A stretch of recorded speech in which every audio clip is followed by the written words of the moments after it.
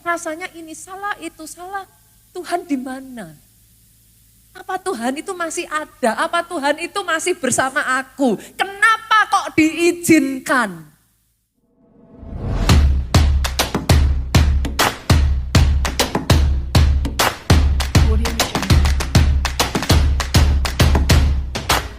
Nah, bulan ini kita akan berbicara tentang obat bagi jiwa. Kesembuhan bagi jiwa. Bicara tentang obat, saudaraku. Bicara tentang kesembuhan. Seringkali akan selalu diidentikan dengan kesembuhan secara fisik. Kalau ada di antara saudara, bahkan ketika saudara datang hari ini dan saudara berkata, Pastor, yes, please pray for me. Saya membutuhkan mujizat di dalam kesembuhan buat tubuh saya. We will, saudaraku. Kita akan berdoa untuk itu. Tetapi jangan salah, saudara. Ada sangat banyak orang yang saya lihat hari-hari ini. Jiwamu sedang tidak baik-baik saja. Ada sangat banyak orang, apalagi pasca pandemi ini ya saudaraku, yang saya melihat. Ada banyak orang yang butuh kesembuhan buat jiwanya. Jangan pernah malu mengakui kalau saudara tidak baik-baik saja. Yang mengerti katakan amin. Engkau yang sayapmu sempat terluka dan kayaknya gak bisa terbang. I speak healing. Saya perkatakan kesembuhan untuk sayapmu. Ada kesembuhan atas jiwamu. Pertanyaannya sekarang Pastor, how do I know? Bagaimana saya tahu kalau apa ciri-cirinya gitu Pastor? Kalau saya sedang punya masalah dalam jiwa saya gitu. Sebagian saudaraku, saya nggak tahu dengan saudara ya. Semua ciri-ciri yang akan saya sebutkan ini saya pernah mengalami semua. Saudara yang mengalami, saudara tahu apa yang saya katakan. Sebagian saudara itu mengalami gangguan kecemasan. Bukan kecemasan biasa ya saudaraku, bukan gelisah. Orang sekarang bilangnya galau. Bukan ya saudaraku. Bukan hanya sekedar kekhawatiran. Dan by the way, saya itu tidak melihat kekhawatiran itu gak baik loh saudara. Loh, khawatir itu sebenarnya menandakan saudara sadar saudara manusia yang terbatas dan butuh Tuhan. Yang gak baik adalah ketika saudara khawatir, engkau gak lari sama Tuhan. Sehingga kekhawatiran itu menghancurkan engkau. Tapi ketika kau khawatir dan engkau justru malah berlari kepada Tuhan, engkau mendapat pertolongan yang daripada Tuhan. Apa tandanya Pastor? Gangguan kecemasan itu kayak gini saudaraku. Cemas yang berlebihan dan tidak terkendali. Dan itu di dalam banyak titik. Dalam banyak bagian. Sampai di satu titik ya saudara, kalau itu terus dibiarkan, next selanjutnya tuh jadi kayak gak ada nafsu makan Pak. Gangguan dari sisi saudara kayak udah gak nafsu aja makan. Kadang kita pergi aja, kayak gak pengen loh, makan apa aja gak pengen gitu. Sebagian mungkin gak seperti itu, malah sebagian saudaraku, karena saudara kayak ada yang kosong dalam diri saudara, you are craving for more. Justru kalau stres saudara makannya banyak gitu saudaraku. Dan itu kalau saudara teruskan terus sampai di satu titik tertentu saudaraku, itu depresi. Depresi itu apa ya saudaraku? Kesedihan dalam waktu yang panjang, terus menerus, itu membawa saudara pada rasa putus asa. Kalau diterusin lagi, saudara itu kayak merasa tidak berharga. Gak ada motivasi untuk melakukan sesuatu. Pernah gak kayak just gak kepengen ngapa-ngapa gitu? Apa yang biasanya saudara seneng lakukan kayak saudara udah kayak gak tertarik. Bangun tidur tuh rasanya badan udah capek semua dan kayaknya cuma pengen tidur aja gitu. Itu kalau saudara teruskan ya saudaraku, berlanjut lagi. Salah satu ya saudara, ciri-cirinya yang lain saudaraku, kita itu gak bisa kayak fokus gitu. Gagal fokus ya kalau bahasa saya, pikiran kita tuh jadi gak jernih aja gitu. Yang ada tuh serba ketakutan. Akhirnya saudara pernah gak berpikir, kok orang ini kok ngambil satu keputusan kok gak masuk akal ya? Karena udah gak bisa ngeliat jernih, tabrak. Pemikirannya sudah tidak bisa jernih. Bahkan sebagian ya saudara sampai pada tahap tertentu, saya tuh pernah loh saudaraku ngalami ya. Saya tuh termasuk orang yang apa, I love being with people gitu. Saya suka aja ketemu orang saudara. To be honest, saya tuh nggak keberatan. Saya tuh senang ketemu orang. I love people, basically. Tapi saya tuh pernah loh saudaraku, bukan karena orangnya, enggak gitu. Tapi rasanya tuh kayak pengen sembunyi aja gitu. Gak kepengen ketemu sama-sama aja. Just wanna be alone. Ada yang pernah mengalami seperti itu? Saya melihat kepala yang terang. Satu ketika ya saudaraku, saya ada di dalam satu keadaan yang so depressed ya saudara. Saya tuh pernah waktu itu, Pak Jo tuh sampai kaget. Ketika menemukan saya ya saudara, I just want to be alone, begitu rupa ya saudara. Saya cari meja, saya meringkuk di ujung meja, saya diam di sana lama, just don't wanna do anything. Saya nggak tahu apa pernah saudara, bagi yang pernah mengalami tahu apa yang saya katakan. Kadang kalau nggak hati-hati bahkan ya saudara bisa yang kayak jalan di tempat yang tinggi gitu ya. Saudara nengok ke bawah gitu dan saudara berpikir, rasanya kayak apa ya kalau terjun ke bawah. Ada orang-orang ya, sakitnya yang di sini tuh begitu rupa ya saudara, sampai saudara nggak bisa nanggung itu. Saudara kepengen rasa sakit itu bisa dirasakan di tubuh yang saudara bisa lihat. Kalau ada di antara saudara, if you are here, kalau saudara ngalami apa yang saya katakan, izinkan saya mengatakan ini, please jangan diabaikan. Your soul is crying out for help. Jiwamu berteriak minta tolong, saudara. Hari ini kalau itu yang saudara rasakan, doa saya reaching out to him. Doa saya, Tuhan yang sama yang sudah pernah menangkap saya. Tuhan yang sama yang menyelamatkan hidup saya dari semua pengalaman itu. Doa saya, Tuhan yang sama menangkap engkau dimanapun engkau berada. Bahkan engkau yang sempat bersembunyi, engkau yang sempat lari dari Tuhan. Dimanapun engkau duduk, saya berdoa. Engkau jumpa dengan sahabat baik saya yang sudah memulihkan hidup saya. Jadi atas hidupmu. Kalau itu yang kau alami yang pertama, saudara, boleh gak sih? Yuk beranikan diri, jujur pada dirimu sendiri. Kadang gak segampang itu loh Bu, ngomong saya tidak baik-baik saja Pastor. Berapa banyak orang yang saya temui selalu ngomongnya gini, gak apa-apa Pastor, saya bisa kok, saya oke kok, gak apa-apa kok Pastor. Why is it so hard to be honest to yourself? Apa sesusah itu untuk jujur pada diri kita sendiri? Pastor, why should I be honest? Kenapa saya harus jujur, Pastor? Dengar ini saudaraku, keterbukaan awal dari pemulihan. Kalau saudara merasa nggak perlu ditolong, saudara nggak bisa ditolong. Sampai di satu titik saudara ngomong, yes Pastor, I need help. Then the journey begin. Kabar baiknya buat saudara ya saudaraku. Saya ingin katakan ini buat saudara. He cares for you. Tuhan yang saudara dan saya sembah, Dia peduli pada saudara. Dan boleh nggak saya katakan pada saudara, you are not alone. Saudara nggak sendirian. Ada banyak tokoh-tokoh hebat di dalam Alkitab yang ngalami apa yang sedang saudara alami. And it's okay, you don't have to be perfect. Dalam hal ini ya saudaraku, saya nggak pernah menyembunyikan. Saya katakan kepada saudara, your pastor is not perfect. Pendeta saudara bukan superhero. Tapi yes, saya akan terus bertumbuh dan saya tidak akan pernah menyerah. Banyak tokoh-tokoh dalam Alkitab saudara, kita buka yuk, kita lihat yuk, Ayub pasalnya yang ke-7. Ayub itu sampai ngomong gini saudara, ayatnya yang ke-11, oleh sebab itu aku pun tidak akan menahan mulutku. Kadang ada orang tuh yang sampai gini loh saudara, sampai ditutup mulutnya kayak, malam hari mau teriak aja kayak gak berani untuk teriak. Saya bongkar satu-satu boleh hari ini saudaraku? Karena yang saya percaya ya saudara, masing-masing dari saudara Tuhan ciptakan dengan potensi yang besar. Ada rencana Tuhan yang besar atas kehidupan saudara. Saya tidak sabar menantikan melihat seperti apa ketika saudara dalam full potensial itu dipakai Tuhan di bidang saudara. I cannot wait to see. Karena saya tahu di tempat ini ada orang-orang hebat. Orang-orang dengan talenta-talenta yang dahsyat. You just do not notice it. Saudara hanya gak sadar aja. Saudara kadang-kala memandang dirimu rendah. Jangan meremehkan diri kita sendiri loh saudaraku. Karena di dalam darahmu mengalir darah leluhur saudara itu ya saudara. Orang-orang yang sudah mengalahkan raksasa. Saya gak tahu dengan saudara, but I believe kita ini keturunan Abraham yang mengerti, katakan amin. Ada satu leluhurmu yang namanya Yakub, dia pernah wrestle. Kalau kita mencatat dengan Tuhan. Dia wrestle with God, dia wrestle with the angel. Dia tidak mau menyerah pada keadaannya, dia bertarung di situ, dia bergumul dengan Tuhan. Sampai Tuhan mengubah kehidupannya. Yabes yang lahir dengan satu destiny, dicatat anak ini lahir dengan kesakitan. Dia gak mau menyerah tuh saudaraku. Ada di sini mungkin itu yang kau katakan dalam hidupmu. Pastor, selamanya saya akan jadi orang gagal.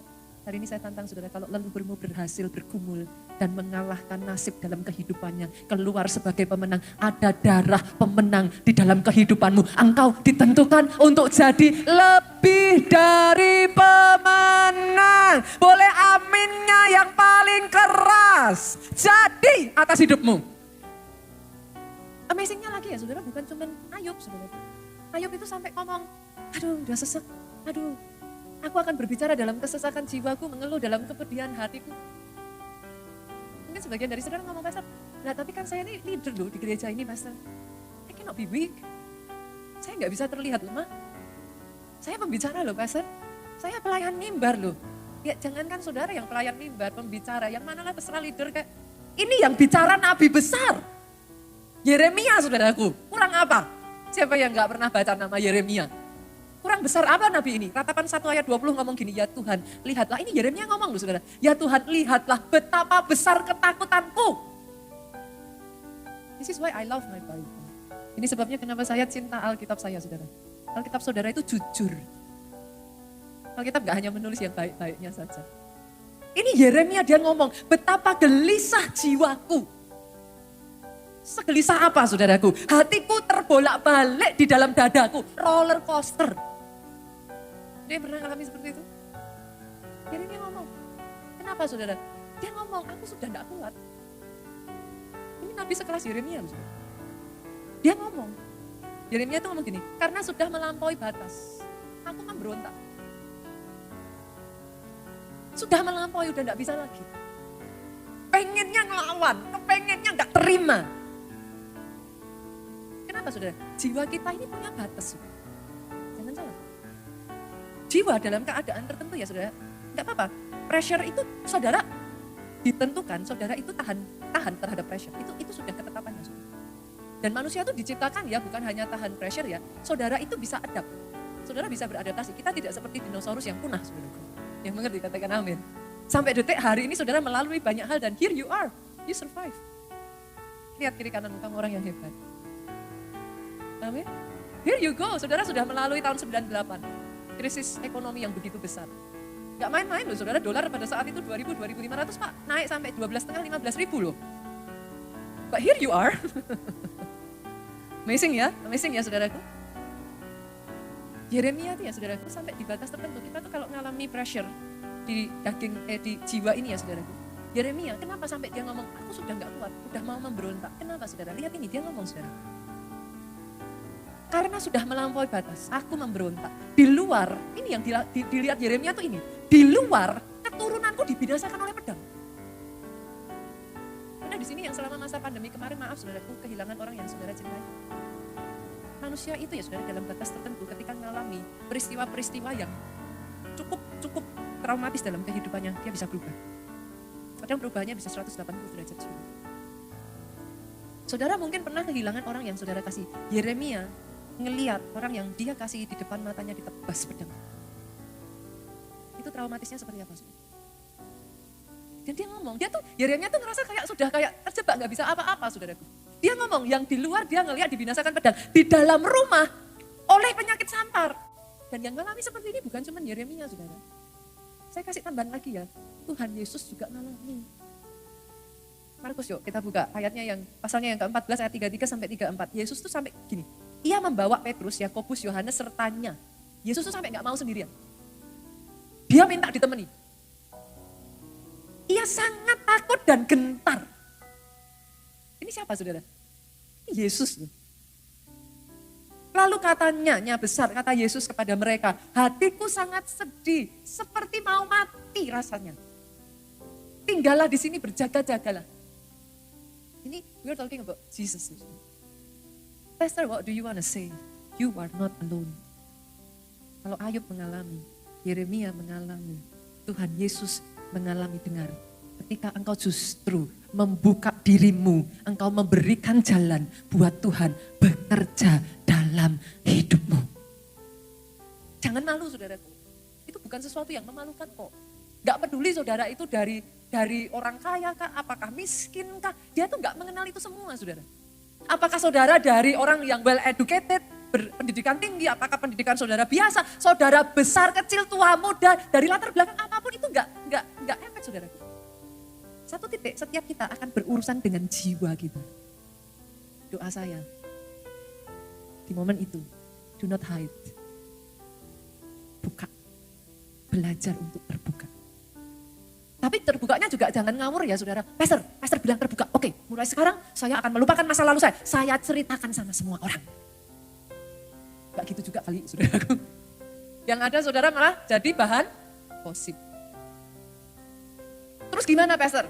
Pastornya sih katanya suruh terbuka, sekarang saya terbuka salah gitu kan. Terbuka pada orang yang tepat.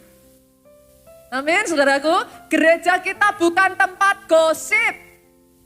Amin saudara, kenapa saya katakan ini? Orang dalam keadaan seperti itu sampai berani datang kepada saudara dan bercerita itu butuh tekad dan keberanian saudara. Respect it, hargai. Lebih lagi saudara, bukan hanya kita terbuka pada orang yang tepat, terbuka datang pada counselor Jesus. Dia penasehat ajaib. Wonderful counselor. Kenapa kita datang sama Yesus, saudara? Karena yang pertama, Yesus itu sang pemilik jiwamu. He is the creator. Dia sang pencipta, saudara. Pastor, ada ayatnya. Kalau dia pemilik jiwa kita, loh ya ada. Buka yuk, Yehezkiel pasalnya yang ke-18 ayatnya yang ke-4 bagian A. Saya bacakan. Oh sama-sama lihat tuh, saudaraku. Boleh baca sama-sama? 2, 3 yuk. Sungguh apa? Semua jiwa aku punya. A-nya besar atau kecil? Tuhan itu punya semua jiwa, saudara. Dia pemilik jiwa kita. Bahkan di sini dikatakan baik jiwa ayah maupun jiwa anak, aku punya. Gak yang besar, gak yang kecil. Jiwa kita ada yang punya. Kenapa datang kepada Yesus? Bukan hanya He is the creator. Dia sang pemelihara jiwa kita, saudara. Dia sang empunya jiwa dan pemelihara jiwa kita. Ayatnya mana? Ada, saudara. Kita buka ayo. 1 Petrus 2 ayat 25. Sebab dari dahulu kamu sesat seperti domba. Kita ini kan domba, saudara. Diibaratkan seperti domba. Alkitab tuh ngomong, kamu suka sesat kayak domba. Domba itu kadang sukanya lost, saudara. Loh, domba itu lucu loh, saudara. Domba itu kadang ya bisa tersesat tuh, saudaraku. Masuk jurang sendiri. Loh, ya beneran. Domba tuh bisa begitu. Masuk jurang sendiri, saudara. Kadang-kala dalam kehidupan kita, di dalam keterbatasan kita lost. Kita tersesat. Kenapa khawatir itu penting, saudara? Kenapa rasa sakit itu penting? Itu signal. Belajar untuk mengerti signal-signal itu, jangan diabaikan. Tadi saya sudah sampaikan, khawatir itu adalah signal kita sadar, kita gak mampu. Kalau saudara masih merasa mampu, gak akan ngerasa khawatir. Tapi karena sadar kita gak mampu, kita butuh Tuhan. Kata pemelihara jiwa di sini ya saudara, kita baca lanjutannya tadi ya. Tetapi sekarang kamu telah kembali kepada gembala. Tadinya sesat, sekarang kembali kepada gembala siapa? Dan pemelihara jiwamu. Kata pemelihara jiwa di sini bahasa Inggrisnya itu nyenengin banget saudara. The guardian of your soul. Tahukah saudara di dalam semua masalah yang saudara alami, saudara itu gak sendirian tuh. Ada the guardian of your soul. Penjaga jiwa itu menemani saudara. Jangan abaikan dia. Ada satu bahasa lagi yang menyebut itu bukan hanya the guardian of your soul, the bishop of your soul. Gembala jiwa. Dan karena dia gembala jiwa, dengar ini poin yang ketiga saudara. Kenapa kita datang sama the counselor Jesus? He cares for you. Dia peduli.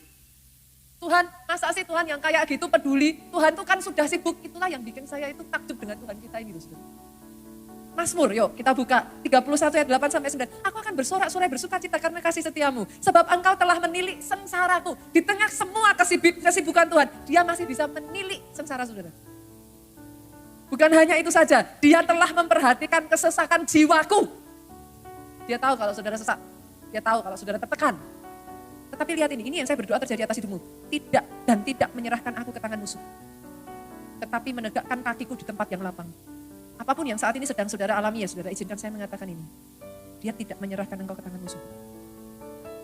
Kakimu akan ditegakkan sehingga kau bisa berdiri lagi. Bukan hanya berdiri untuk berjalan. Tapi firman Tuhan berkata kau berjalan tidak menjadi letih. Engkau berlari tidak menjadi lelah. Engkau akan terbang seperti pada burung Raja Wali. Jadi atas hidupmu. Sayapmu bisa dikepakkan kembali. Dia ini ya saudara, imam besar yang keempat, yang tahu semua yang kita rasakan. Ibrani 4 ayat 15, sebab imam besar yang kita punya. Siapa imam besar yang kita punya? Yesus. Sebab imam besar yang kita punya bukanlah imam besar yang tidak dapat turut merasakan kelemahan-kelemahan kita. Lihat ini saudara, sebaliknya sama dengan kita, ia telah dicobai hanya tidak berbuat dosa. Apa maksudnya saudara? Tidak ada satupun perasaan yang saudara rasakan yang dia tidak tahu. Pastor, apa Tuhan tahu kalau saya ini tertolak? Oh, Tuhan saudara itu ditolak berapa kali Pak? Tuhanmu tuh tahu saudara rasanya ditolak saudara. Orang yang sama yang ngomong hosana bagi anak domba, the next setelah mereka ngomong begitu, the next day mereka ngomong salibkan dia. Di mana mereka semua? Di antara orang-orang itu sudah pernah mengalami mujizat Tuhan loh. Yesus menyembuhkan mereka dengan tangannya loh saudaraku. Where are they? Pada saat Yesus disalib di atas kayu salib ya saudara. Ada sebagian dari saudara merasa kayak pastor saya ditinggal, saya kesepian, saya benar-benar ngerasa kayak nggak punya siapapun bersama dengan saya. Di atas kayu salib itu murid-muridnya semua nggak ada yang nemenin dia loh saudara. Yang tinggal hanya ibunya satu, Yohanes. Where are they? Mereka 12 murid, mereka bukan orang lain loh. Tidur sama-sama, makan satu meja. Oh, saya nggak bisa bayangin saudaraku rasanya Yesus ada di kayu salib pada saat dia lihat ke bawah, dia tidak mendapatkan siapapun di sana. Mungkin ada di antara saudara-saudara yang pernah merasa kayak saudara dikhianati. Saya harus katakan ini kepada saudara. He exactly experienced it. Saudara mungkin berkata kepada saya, pastor saya merasa dipermalukan. Kalau ada satu film yang saya nggak bisa nyaksiin sampai lengkap ya saudara, Passion of the Christ. Setiap kali saya ngeliat Passion of the Christ, jujur saudara, hati saya tuh nggak nyampe. Yesus itu jalan, dia tuh benar-benar dilepas loh saudara. Kalau saudara, itu malunya seperti apa? Disaksikan orang seluruh kota. Saudara merasa disalah mengerti? Come on. Yesus itu di kayu salib bukan dihukum atas kesalahannya dia loh. Bahkan Alkitab mencatat tidak ditemukan kesalahan padanya. Tapi tetap dihukum. Di mana orang-orang yang pada saat itu disembuhkan Yesus? Di mana orang-orang yang pada saat itu ditolong Yesus? Ade. Dia tahu apa yang saudara rasakan. Bahkan dalam semuanya itu ya saudaraku, Inggris ada di antara saudara-saudara yang pernah ngerasa kayak putus asa, saudara udah gak kuat lagi. Yesus dalam menanggung semuanya itu dia khusus memberikan satu signature kepada saudara. Dia tidak menyerah, di sampai titik terakhirnya dia berkata, it is finished. Kenapa saudara? He wants to give you a message. Kalau aku bisa, engkau juga bisa. Yuk, maju lagi yuk. Yesus ngomong sama saudara, aku sudah menyelesaikan sampai akhir. Bahkan semuanya tadi yang saya katakan, I bear it all. You can do it. Datang pada counselor Jesus. Pastor, kalau saya mau datang sama Yesus, oke, saya tahu. Saya mau datang sama Yesus. Waktu saya datang sama Yesus, saya mesti gimana? Saya harus gimana? Kalau saya mengalami semua itu, saya berbeban bersama seperti yang Pastor ceritakan, saya mengalami semua gangguan itu semuanya. What should I do, Pastor? Yang ketiga, saudaraku, saya bukakan ayat ini. Filipi pasalnya yang keempat, ayatnya yang ke-6 sampai 7. Ayat ini ngomong seperti ini, janganlah hendaknya kamu khawatir tentang apapun juga. Boleh saya tanya, saudara? Kalau gitu kita boleh khawatir enggak? Hah? Nah, tadi ayatnya bilang janganlah kamu khawatir tentang apapun juga. Ayat ini ngomong seperti itu, saudara, karena ayat ini tahu, bukan boleh, nggak boleh. Kamu akan khawatir anyway. Oke, saudaraku, nggak usah boleh, nggak boleh, ya kita akan khawatir anyway. Tapi ayat ini ngomong pada saat kamu khawatir. Kenapa kok ayat ini bilang jangan khawatir? Karena ayat ini tahu, pada saat kamu khawatir, ayat ini ngomong seperti ini, saudaraku.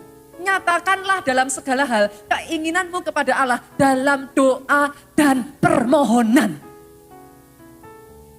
Itulah gunanya doa, salah satunya ya, saudaraku.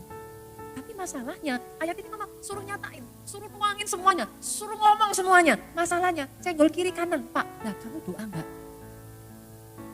Nah kan, sukanya anak Tuhan yang gitu toh. Kalau khawatir terus gimana? DPI. Nah tadi katanya pasang status. Galau. Status itu ya saudara dibuat menginjil aja. Oke? Status itu buat untuk memberitakan kabar baik. Amin. Status gak usah cerita-cerita. yang di dalam. Gak usah dipakai nyindir-nyindir. Yang mengerti katakan amin. Lihat kiri kanan galau kok ditularin. Oke? Apa yang firman Tuhan katakan? Pada saat engkau khawatir, anyway kita tuh pasti akan pernah mengalami khawatir. Gimana caranya? Datang sama Tuhan di dalam doa dan permohonan. Ngomong sama Tuhan. Jangan BBI kiri kanan. BBI-nya sama Tuhan aja. Tuhan, aku gak terima loh Tuhan. Tuhan, kenapa kok seperti ini? Tuhan, kok diperlakukan seperti ini? Salahku apa Tuhan? Aku ngelakuin apa Tuhan? Itu kan kegelisahan kok saudaraku. Tuhan, ini gimana? Aku takut loh Tuhan. Siapa yang bakal jaga aku? Kalau sampai terjadi kayak gini gimana Tuhan?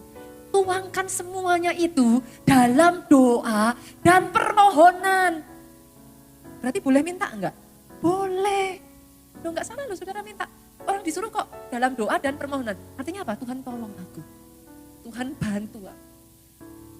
Tuhan buka jalan buat aku. Tapi enggak sampai di situ, ditambahi.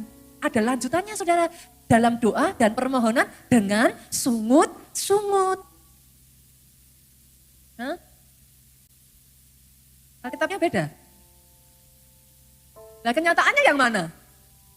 Ucapan syukur keluarga Allah luar biasa.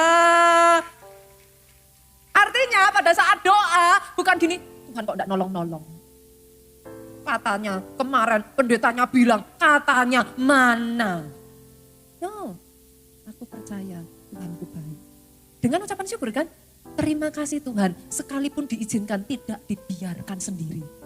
Aku percaya pertolongan Tuhan tepat pada waktunya. Terima kasih. Kenapa? Kenapa kita harus lakukan itu? Kenapa kok gak pakai sungut-sungut? Ini kan formula ya saudara. Formula ya, oke? 1 tambah 1 sama dengan 2. Jangan diambil, kalau formula itu kerjakan semuanya. A plus B plus C equals to, kan gitu. Namanya juga formula. Jangan diambil salah satunya, nggak jadi. Sepakat? Nah, kalau formula tadi itu saudara lakukan, apa yang terjadi? Lihat ayat 7. Damai sejahtera Allah yang melampaui segala akal akan memelihara hati dan pikiranmu dalam Kristus Yesus. Jadi. Boleh saudaraku? Formula jangan didiskon. Nggak jadi nanti. Formula kerjakan semua. Doa, permohonan, boleh minta. Tapi dengan ucapan syukur. Maka yang terjadi apa? Damai sejahtera Allah. Itu sebabnya kita perlu berdoa tiap hari. Saudara aminnya keras tapi dilakuin enggak? Saya pikir-pikir orang Kristen itu curang loh. Kenapa curang? Handphone saudara aja di-charge-nya tiap hari apa? Seminggu sekali. Lah kok saudara kok nge-charge-nya seminggu sekali? Nah.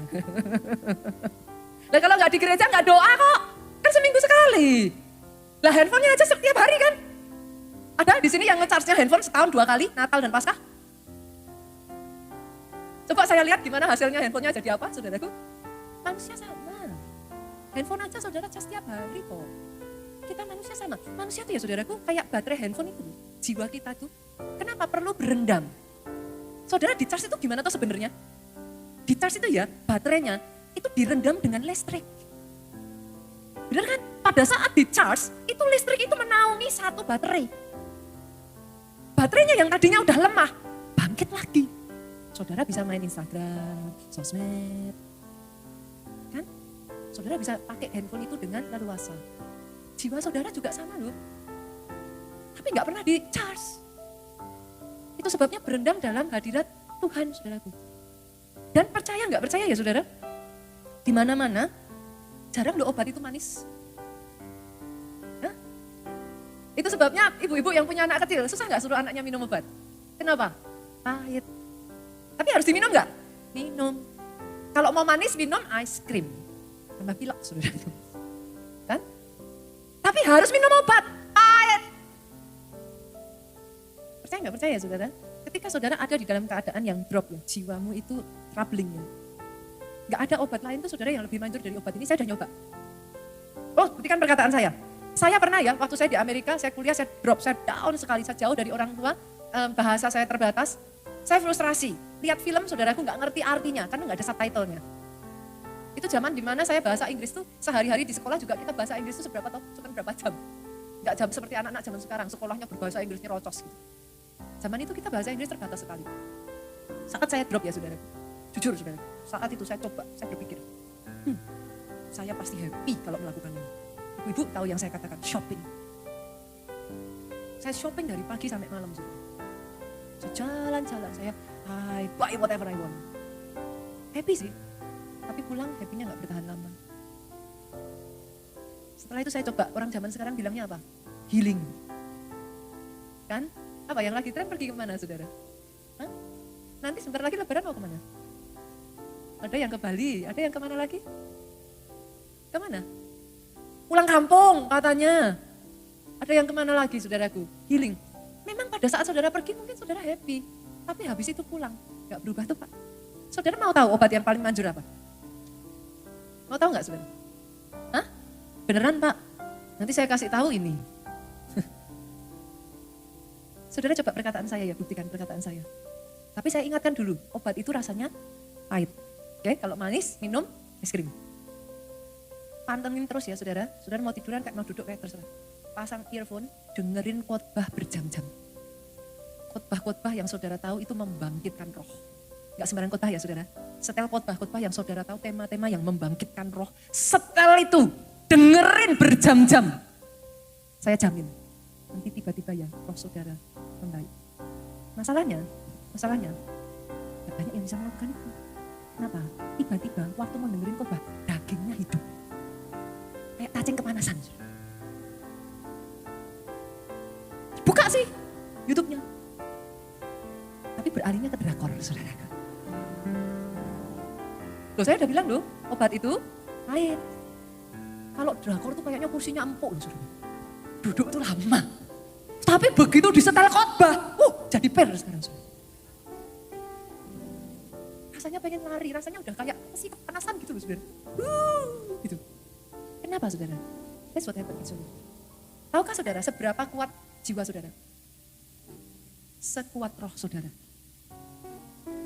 Saya ulang ya saudara. Seberapa kuat jiwamu, sekuat rohmu. Kenapa tiap hari berdoa saudara? Jiwa kita ini tiap hari pasti ada hantaman. Masalah, kesalahpahaman sama pasangan. Belum kalau ada hutang piutang. Kan? Loh itu berat loh saudara. Berat. Saya tahu. Belum sakit penyakit vonis dokter. Belum masalah di pekerjaan. Belum suami lari. Belum anak gak beres. Belum dimarahin di pekerjaan. Itu on and on. Tadi kan saudara cas kan? Saya tanya, habis gak baterai saudara setelah di charge? Menurun kan? Menurun kan? Saudara gak bisa bilang sama handphone saudara tuh, kamu repotin. Bu, sudah di charge sekali aja, habis itu seumur hidup bisa nyala. Gak bisa gitu kan saudara? Sama, jiwa kita juga sama. Pernah ngerasain gak dari gereja semangat Pak, pulang nanti dimarahin istri, lemes lagi. Pernah ngalami itu ya? Pernah ya? Kenapa? Jiwanya kehantam terus. Rohnya harus kuat. Sebabnya lagu ini ngomong kayak gini saudara. Sama-sama ya, kita menyanyikan lagu ini ya. Ku temukan, lagi berdiri ya. Kedamaian saat diam di hadiratmu. Ku temukan kedamaian saat ku cari wajahmu.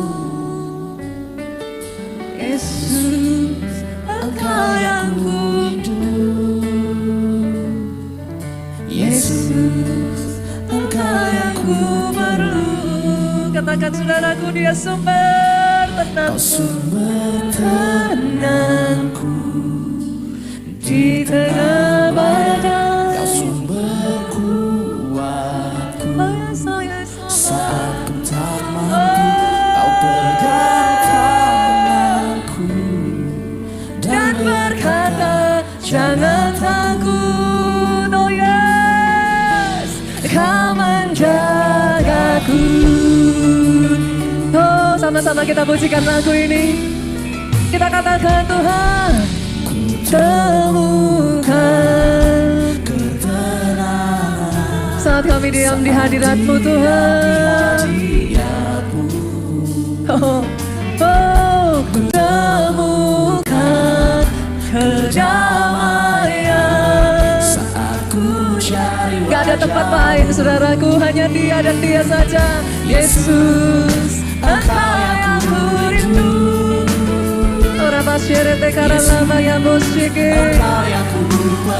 Angkat hatimu, angkat tanganmu, katakan Kau sumber tenangku di tengah badai. Saat ku tak mampu, Kau pegang tanganku. This is what you say. Jangan takut, Kau menjagaku. Engkau dan Engkau saja Tuhan. Kau sumber kuatku saat ku tak mampu.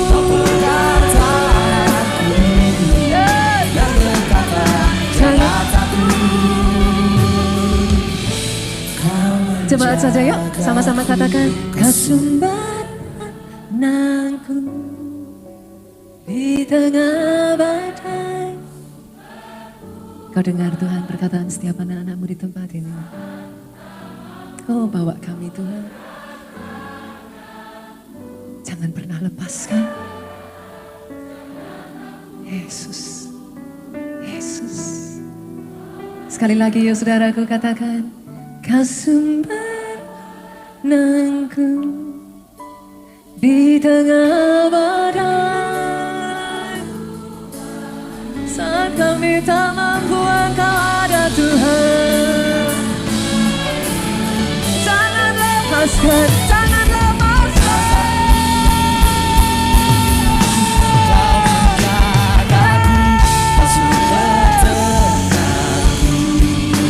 Di tengah badai, saat ku tak mampu. Yesus Tuhan, Yesus Tuhan. Yang terakhir saudara katakan.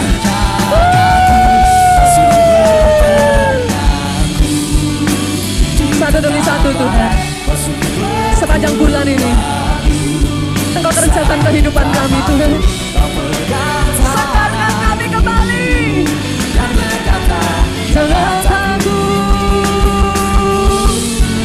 dan berkata. Ini dia katakan kepada engkau saudaraku. Sama-sama yuk saudara katakan. Engkau menjagaku.